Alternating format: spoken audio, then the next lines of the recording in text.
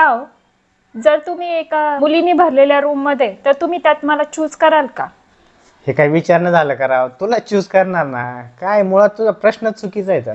प्रश्न तर हा आहे की तुम्ही त्या रूम मध्ये काय करत होते. मी मला नाही माहित ग. मी तर आत्ताच आलो घरात, मध्ये मुली होत्या, पाहिलं आणि मी परत मागं निघून गेलो. मला नाही माहित. जर एक मुलगी तुमच्या घराचा दरवाजा वाजवत असेल तर तुम्ही दरवाजा उघडाल का? मी का उघडू? अजिबात नाही उघडणार. बाहेर उभं करीन तिला. ती मुलगी मी आहे. उघडणार ना ग.